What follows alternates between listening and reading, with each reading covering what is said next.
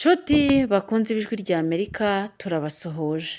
Reka mukurikire amakuru y'ijwi rya Amerika mukunda muri benshi. Mukomeje kumva radiyo ijwi rya Amerika ivugira Washington DC mu Kirundi n'Ikinyarwanda. Banywanyi inshuti zacu mwongeye kwirirwa. Muri kumwe na Thomas Kamirindi mbahaye ikaze duhere ku ngingo z'ingenzi z'amakuru twabateguriye. Perezida wa Leta Zunze Ubumwe za Amerika Donald Trump arimo arabonana na mugenzi we wa Ukraine Volodymyr Zelensky muri Maison Blanche hano i Washington. I think I have a very good relationship with President Zelensky, and now we're doing the deal, and we're going to be in there. We're going to be actually in there, digging our hearts out. Perezida Trump aravuga ku mubano mwiza hagati ye na President Zelensky na Amerika na Ukraine muri rusange no ku masezerano yerekeye amabuye y'agaciro bateganya gusinya. Hagati aho Minisitiri w'Intebe w'Ubwongereza Keir Starmer azakoranya inama y'abakuru b'ibihugu barenga 12 b'umuryango w'Uburayi ku cyumweru kugira ngo bigire hamwe uko bazakomeza gutera inkunga Ukraine. Naho kubirebana na Repubulika ya Demokarasi ya Kongo, umutwe wa M23 ufatanyije na Alliance Fleuve Congo bashyizeho abategetsi bashya b'intara ya Kivu y'Epfo. Amakuru tuyahere ku ngaruka zo guhagarika imfashanyo za Leta Zunze Ubumwe za Amerika muri Libani, aho UNICEF ikigega cy'umuryango w'abibumbye cyita ku bana aho rero muri Libani nayo yagabanije porogaramu zayo nyinshi ku buryo abana barenga 1/2 cy'abafite munsi y'imyaka 2 bari mu bukene bukabije cyane bw'ibiribwa. Eugene Mukankusi yaduteguriye inkuru. Umuyobozi wungirije wa UNICEF muri Libani, Etty Higgins, yabwiye abanyamakuru bari Geneve mu Busuwisi akoresheje uburyo bwa video ari i Beirut ati: twahatiwe guhagarika cyangwa kugabanya cyane gahunda zacu harimo n'iz'imirire. Raporo ya UNICEF ku bushakashatsi bwakozwe ku ngaruka z'amezi 18 y'ubushyamirane bwatangiye mu kwezi kwa 10 umwaka 2023 hagati y'umutwe wa Hezbollah na Israeli ivuga ko abana mu ntara zo mu burasirazuba bw'igihugu Beka na Baalbek bafite ibibazo byo kubona ibiribwa bikubye inshuro zirenga 2 ugereranije no mu myaka 2 ishize. Uyu muyobozi yavuze ko ubushakashatsi bwagaragaje ishusho mbi ku miterere y'imirire y'abana, cyane cyane abo mu ntara za Baalbek na Beka zakomeje guturwa cyane igihe zahoraga zibasiwe n'ibitero by'indege. Raporo y'ubushakashatsi yasanze hafi 80% by'imiryango yari ikeneye ubufasha bwihutirwa, kandi 31% by'ingo zidafite amazi meza yo kunywa zari zugarijwe n'indwara. UNICEF yumvikanisha impungenge z'ingaruka zo kugabanuka kw'imfashanyo za Amerika no kwigabanuka muri rusange ry'inkunga z'ubutabazi ku isi. Perezida wa Amerika Donald Trump mu kwezi kwa mbere yategetse guhagarika iminsi 90 inkunga zose z'amahanga kugira ngo hakorwe isuzumwa ku mishinga yose harebwa niba ihuje na politiki ye ya Amerika mbere na mbere. Noneho tujye mu Bwongereza aho Minisitiri w'Intebe Keir Starmer ateganya gukoresha inama y'abakuru b'ibihugu barenga 12 n'abayobozi bakuru b'umuryango w'Uburayi ku cyumweru kugira ngo bigire hamwe uko bazakomeza gutera inkunga Ukraine. Fidel Nyonga baratubwira ibindi. Imbere y'iyo nama Starmer azovugana ku telefone n'abategetsi b'ibihugu byo mu karere k'Uburaya kegereye Uburusiya imbere y'uko yakira President wa Ukraine Volodymyr Zelensky mu biro vyiwe. Ibiro vy'umushikiranganje wa mbere w'Ubwongereza byatangaje ko muri iyo nama abategetsi b'ibihugu by'Uburaya bazokwerekana atanumwe avuyemwo ko bashigikiye bivuye inyuma amahoro n'amasezerano bizorama bizokubahiriza imbibe n'umutekano vya Ukraine muri kazoza. Abategetsi bo ku mugabane w'Uburaya barimwo n'abo Ubufaransa, Ubudagi, Denmark, Ubutaliyano hamwe na Turkiya n'abishirahamwe OTAN n'ishirahamwe ry'ubumwe bw'Uburaya baratumiwe mu nama yo kuri uyu w'Imana wimirije i Londres. Inyuma y'uko abonanye kuri uyu wa kane na President wa Amerika Donald Trump i Washington, Starmer yatumiye kandi mu nama yo ku munsi w'Imana abategetsi b'ibihugu by'Ubuholande, Norvege, Pologne, Espagne, Finland, Ubusweda, Repubulika y'Abaceke na Romania.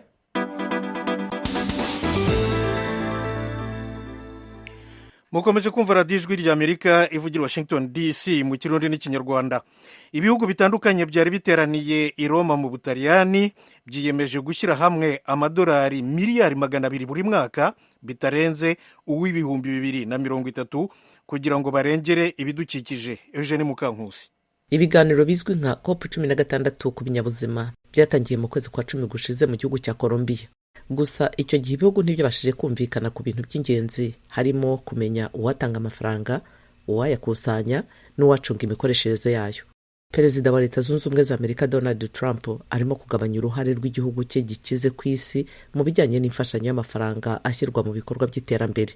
Bityo rero ayo masezerano yagezweho mu ijoro ryakeye yakiriwe neza nk'ikimenyetso gishimangira amasezerano mpuzamahanga. Abashyikiranaga barangajwe imbere n'ibihugu biri mu muryango BRICS, Brazil, Uburusiya, Ubuhinde, Ubushinwa hamwe na Afurika y'Epfo bumvikanye ku mugambi wo gushakisha byibuze miliyari 200 z'amadolari ku mwaka yaturuka ahantu hatandukanye agakoreshwa mu kurengera ibitatsi isi.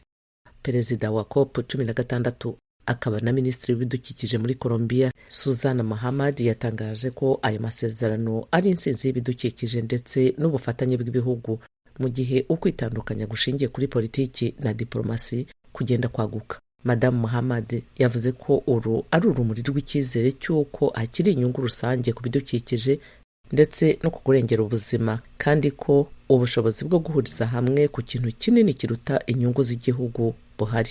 Intumwa zemeye gusuzuma niba hagomba gushyirwaho ikigega gishya cy'ibinyabuzima nk'uko byasabwe n'ibihugu bimwe na bimwe bikiri mu nzira y'amajyambere, cyangwa niba ikigega gisanzweho nk'ikiyobowe n'ikigo cy'ibidukikije Global Environmental Facility GEF cyaba gihagije. Iki kigo cyatanze miliyari zisaga 23 z'amadolari mu mishinga ibihumbi ijyanye n'ibidukikije mu myaka 30 ishize. Amakuru y'ibiyaga bigari tuyahere mu Rwanda. Kuri uyu wa gatanu urukiko rw'umuryango wa Afurika y'Uburasirazuba rwanzuye ko umunyemari François Xavier Mironko atsinzwe mu rubanza yaregagamo leta y'u Rwanda kutamwishyura amafaranga y'ibikoresho bya gisirikare yayigemuriye mu myaka y'1993 n'1994. Eric Bagiruwubusa yakurikiye isomwa ry'uru rubanza. Ntabwo ko runaka bw'ibikoresho bya gisirikare bivugwa mu mazina yabyo mu cyemezo cy'umucamanza ko umunyenganda w'umunyarwanda bwana Francisco Xavier Mironko yaba yaraguriye leta y'u Rwanda hagati y'umwaka w'1993 n'1994 mu isoko yari yahawe. Ni isoko yahawe na leta yariho icyo gihe ryo kugura ibyo bikoresho nk'uko byumvikana mu nyandiko ikubiyeho icarubanza rya none. Umunyenganda Mironko byumvikana ko yareze leta y'u Rwanda ayishinja kwica amasezerano yo kumwishyura amafaranga yari yaguze ibyo bikoresho. Kugeza ubu urubanza rwaburanishwaga n'urukiko rw'umuryango wa Afurika y'Iburasirazuba. Ni nyuma yaho inkiko z'u Rwanda zanzuraga ko Mironko atsinzwe no kugera ku rwego rw'umuvunyi rukanzura ko nta burenganzira bwo gusubirishamo urubanza rwe. Icyemezo cyasomewe mu cyumba cy'urukiko rukuru i Kigali mu Rwanda kuri uyu wa gatanu mu mirimo urukiko rurimo mu Rwanda. Leta y'u Rwanda yari ihagarariwe n'umunyamategeko Nicolas Ntarugera, naho umunyenganda Mironko we yarahagarariwe n'umunyamategeko w'umunyakenyakazi Claire Kituyi. Ikibazo cya Mironko na leta y'u Rwanda kimaze imyaka irenga 30 kuva mu mwaka w'2018 nibwo Mironko yaregeye urukiko rw'umuryango wa Afurika y'Iburasirazuba ashinja leta y'u Rwanda kwica amasezerano yo kumwishyura amafaranga yo kuva mu 1993 n'1994 ahari ku butegetsi bw'uwari Perezida Juvenal Habyarimana. Nk'uko byasomwe mu rukiko, umucamanza avuga ko Mironko asobanura ko yahawe isoko ryo kugurira leta ibikoresho bitandukanye bya gisirikare, ariko ko kubera ko byihutirwaga kandi bisaba ibanga rikomeye mu bihe bidasanzwe ngo iryo soko ryumvikanyweho hagati ya Mironko na leta mu cyiswe mutual agreement mu rurimi rw'icyongereza. Avuga ko hari bimwe yishyuwe muri iryo soko byarimo kompanyi ebyiri ze zo muri Luxembourg n'Ububirigi, ariko hagasigara amafaranga angana na miliyoni 7,100 z'amabirigi. Ugenekereje ni ukuvuga saga miliyari 10 mu mafaranga y'amanyarwanda. Nk'uko biboneka mu mpapuro zigize kopi y'urubanza, ni isoko ryari rifite agaciro ka miliyoni zisaga 110 mu mafaranga y'amabirigi. Mu kujyana leta y'u Rwanda muri urukiko, Mironko yasabaga ko rwemeza ko leta yishe amategeko y'igihugu n'amasezerano mpuzamahanga cyashyizeho umukono. Yavugaga ko u Rwanda rwamurenganije asaba ko yarenganurwa agahabwa ubutabera buboneye. Uru rukiko rukavuga ko Mironko atagaragaje igihe yatangiriye gushyira mu bikorwa ibyari bikubiye muri ayo masezerano. Ni mu gihe abahagarariye leta y'u Rwanda muri rubanza bakomezaga kugaragaza ko harimo ibyuho kuko Mironko yatsinzwe mu nkiko zo mu gihugu imbere agahitamo gukomeza gushora leta mu manza.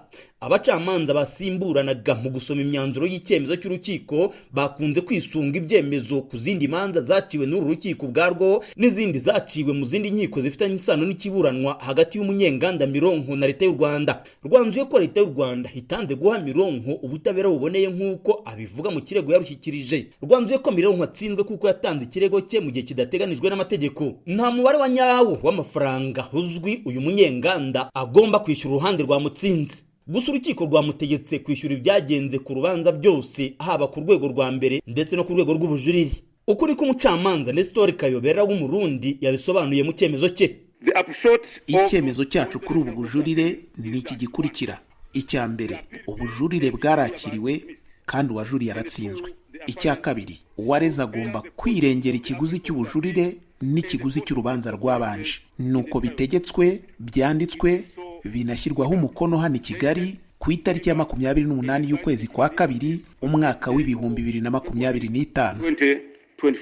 Ku ruhande rwa leta y'u Rwanda rwashimishijwe n'ibikubiye mu cyemezo cy'uru rubanza. Uyu ni Maître Nicolas Ntarugera uyihagarariye.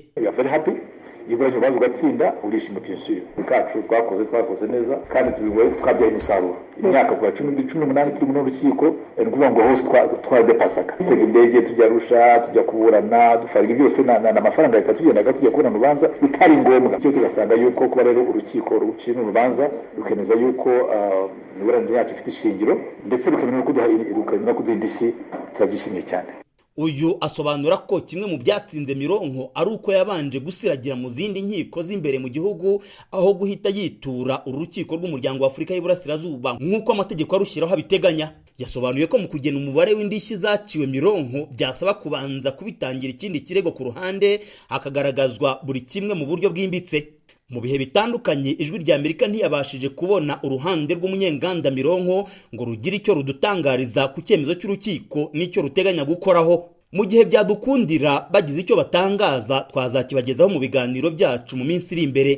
Bwana Francisco Saveri Mironko w'imyaka 78 y'amavuko ni umunyarwanda ukomoka mu cyahoze ari perefegitura ya Byumba ubu ni mu karere ka Gicumbi mu majyaruguru y'Igihugu. Yamamaye cyane ko ari umunyarwanda umwe rukumbi wa mbere wagejeje uruganda ku butaka bw'u Rwanda ahagana mu mwaka w'1970. Bagira ubusa ijwi rya Amerika i Kigali. Radio Ijwi rya Amerika dukomereze muri Repubulika ya Demokarasi ya Kongo aho ihuriro AFC M23 rimaze gushyiraho abayobozi bashya b'intara ya Kivu y'Epfo ni nyuma yo kwigarurira Bukavu umurwa mukuru w'intara. Ku mwanya wa guverineri AFC M23 yashyizeho uwitwa Birato Rwihimba Emmanuel. Uyu Rwihimba yungirijwe na ba vice president babiri na ba vice guverineri babiri aribo Dunia Masumbuko Bwenge ushinzwe ubutegetsi na politiki na Gishinge Gasinzira Juvenal ushinzwe ubukungu imari n'iterambere. Mugenzi wacu Edi Rwema amaze kubaza umunyamakuru Vedaste Ngabo ukorera mu ntara ya Kivu y'Epfo aba bantu abari bo n'ibyo bari basanzwe bakora. Uyu bita Rwihimba Birato Emmanuel bakunze kumwita ku izina rya Manu Birato niwe wabaye guverineri w'intara ya Kivu y'Epfo. Uyu avuka ahantu bita Biravo muri teritware ya Kabare. Yize muri kaminuza ya Lubumbashi ibijanye na politiki icyo bakunze kwita mu gifaransa science politique. Yabaye umunyapolitike yinjira mu mashaka atandukanye harimo ishaka rya ANC ya Vital Kamerhe, nyuma baza gukorogana aja mu ishaka rya PPRD ryayobowe na ryari rihagarariwe na Perezida Joseph Kabila. Uyu azwiho i Bukavu nk'umugwizatunga cyangwa umucuruzi ukomeye, afite na hoteli ikomeye yitwa Hotel La Roche iri muri Nyarukemba muri Avenue du Gouverneur. Uyu kandi mu mwaka ushize nko mu kwezi kwa 12 kwa 11 yigeze gufungwa ava i Burundi, afungirwa i Uvira bamwita kuba akorana na ma 23. Abamwungirije bo ni bantu. Abamwungirije ku mwanya wa politike hariho uwitwa Dunia Masumbuko Bwenge. Uyu nguyu we avuka muri teritware ya Bunyakiri. Uyu nguyu akaba ari avuka mu bwoko bw'abatembo. uyu akaba yaragize komite y'abagize societe civile mu mujyi wa Bukavu. Nejo bundi 23 ifata umujyi wa Bukavu, hari ibaruwa banditse iwe n'uwitwa Kiangalila bavuga yuko biyegeje AFC ndetse na M23. hari kandi na vice guverineri wa kabiri Gishinge Gasinzira Juvenali, uyu ashinzwe ubukungu, imari n'iterambere, we ni muntu ki? Uyu avuka mu bwoko bw'abanyamurenge, ndetse aba bose bagiye bagira amoko bavukamo nk'uko twabivuze. Guverineri avuka mu bwoko bw'abashi, uyu vice guverineri wa kabiri avuka mu bwoko bw'abatembo, uyu wa gatatu nawe akaba avuka mu bwoko bw'abanyamurenge, yavukiye ahantu bita Uvira. Nyuma yaho aza gupereza amashuri ye yisumbuye kuri Mwanga, Ikindu, ndetse aza kwiga no muri kaminuza nkuru ya Kinshasa.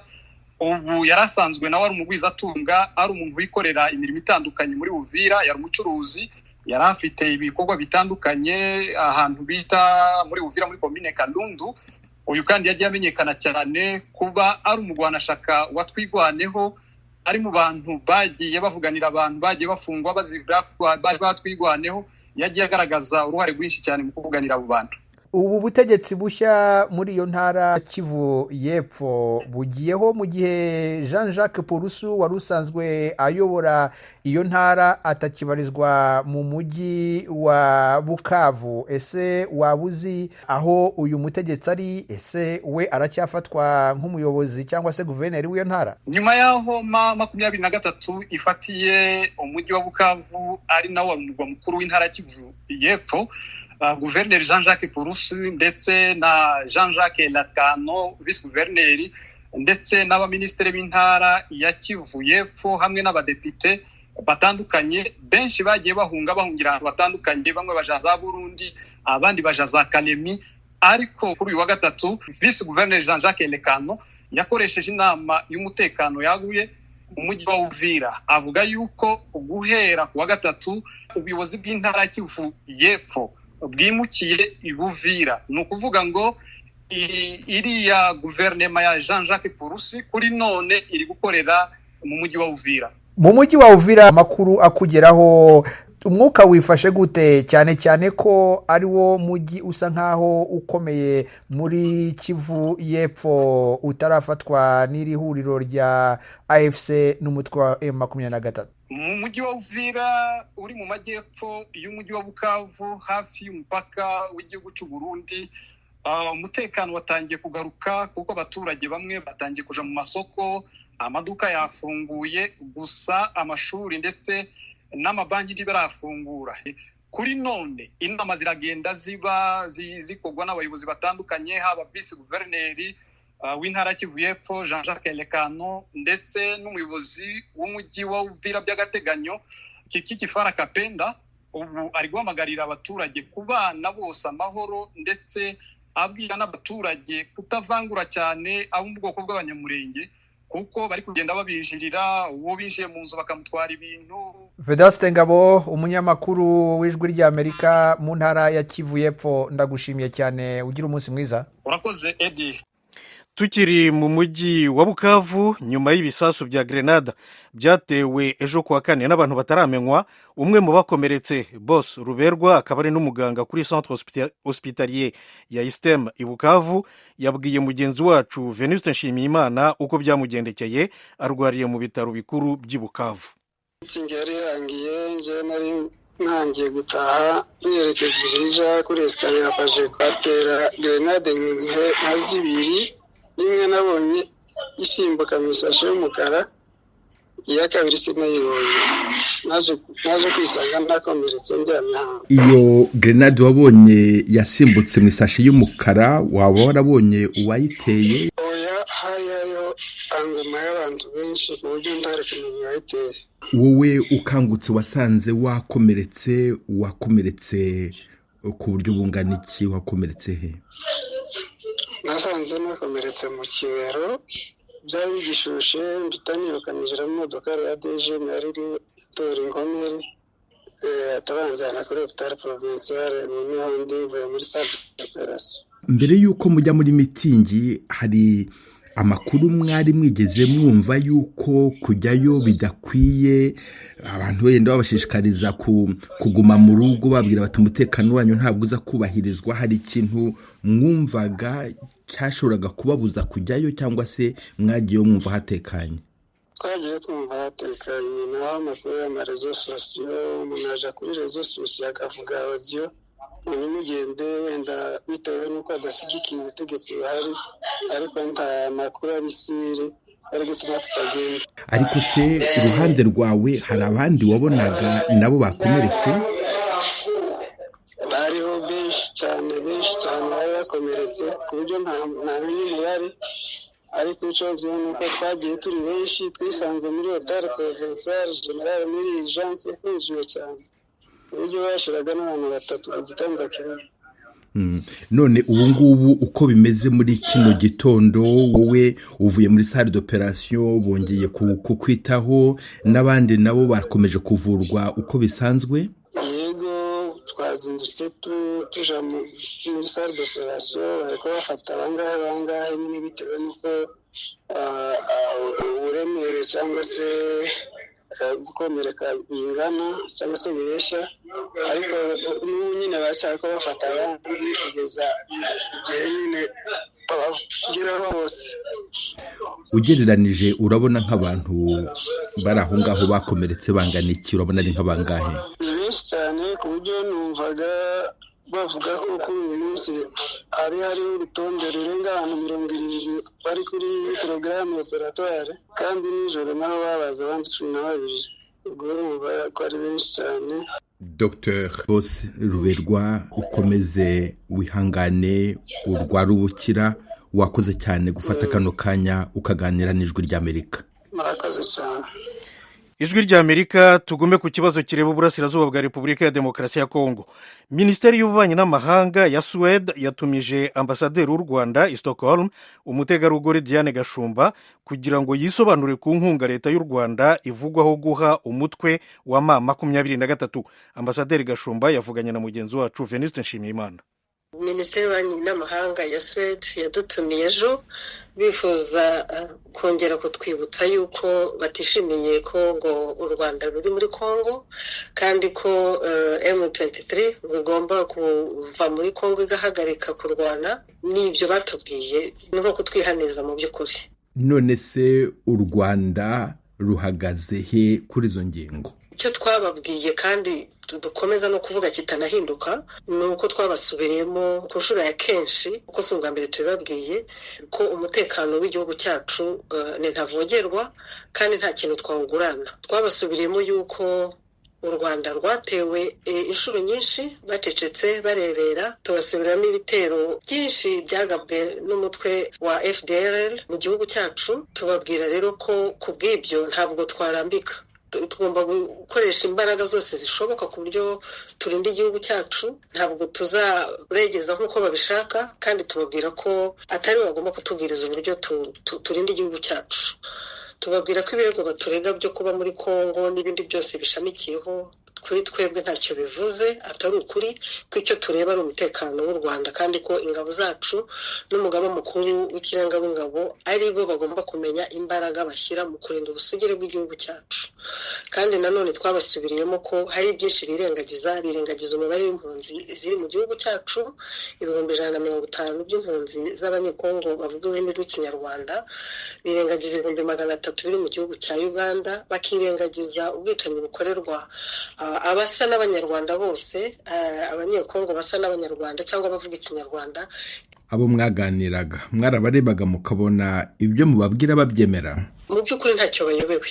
Navuga ngo ni ukwigiza nkana, ni ukuvuga ngo ni ugushyigikirana n'ibindi bihugu birengagiza ukuri, kuko niyo umubaza ibibazo ese igihugu cyagize jenoside abantu miliyoni bagapfa, kikongera kiterwa n'abakoze jenoside bakiri muri Kongo kandi bashyigikiwe na MONUSCO, bashyigikiwe n'ubuyobozi bw'igihugu cya Kongo, bashyigikiwe n'ingabo z'ibindi bihugu bya muri Afurika y'Amajyepfo, bashyigikiwe n'ingabo z'u Burundi, bakadukoraniraho.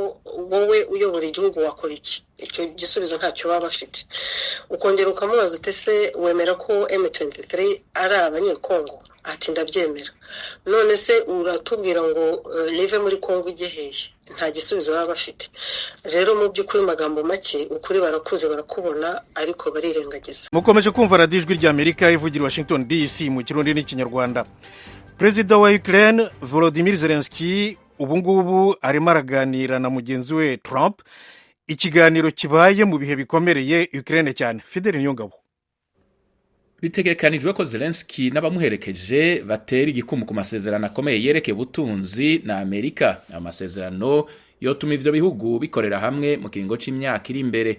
Amasezerano hagati ya Amerika na Ukraine abonwa nk'intambwe mu nzira yo guhagarika ingwano imaze imyaka 3 muri Ukraine. Hisunzwe amasezerano y'intangamarara, itorokanizo ry'amakuru ryo muri Amerika Associated Press ryashoboye kubona Amerika na Ukraine bizotunganya ikigega c'imitahe rusangi aho Ukraine izoshiramwe ibice 50% vy'amafaranga izoronka muri kazoza zoba avuye mu matungo kama ari munsi y'ubutaka. Amasezerano anonosoye kurushiriza kubijanye no gushiraho ico kigega azotunganywa igihe y'intangamarara zoba yatewe kw'igikumu. President wa Amerika Donald Trump umurepublika yatangaje ko ayo masezerano arakaryo ku gihugu ca Ukraine ko kuri imfashanyo y'amafaranga Amerika yayihaye mu gihe c'ingwano ku ntwaro y'uwo yasubiriye President Joe Biden. President Trump agira ati, I think I have a very good relationship with President Zelensky and now we're doing the deal and we're going to be in there. Nibaza ko mfise imigenderanire myiza na President Zelensky.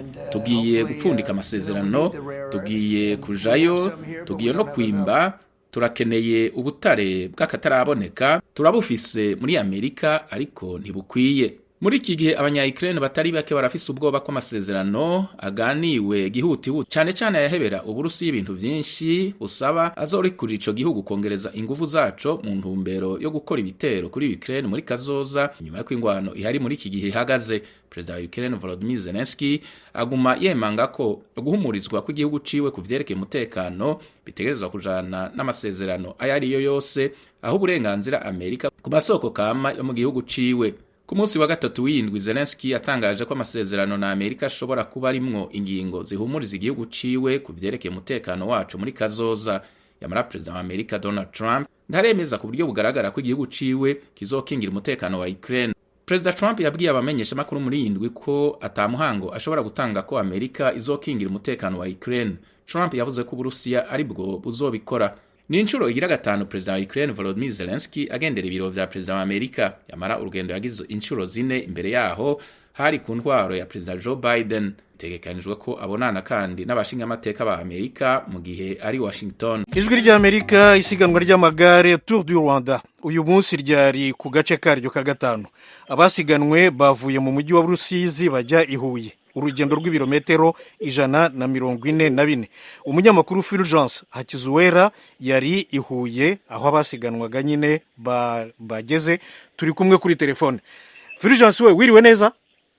Mwiriwe. Mu magambo make ninde wabaye uwa mbere abanyarwanda bari kuhe mwanya?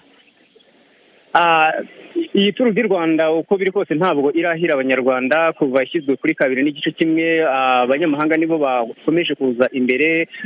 Nk'umubirigi Duarte niwe uri imbere, niwe watwaye iyi etape yo kuva Rusizi werekeza hano i Huye. N'umwambaro w'umuhondo nawo n'umubirigi nawe wawutwaye wo muri ikipe ya Total Energy.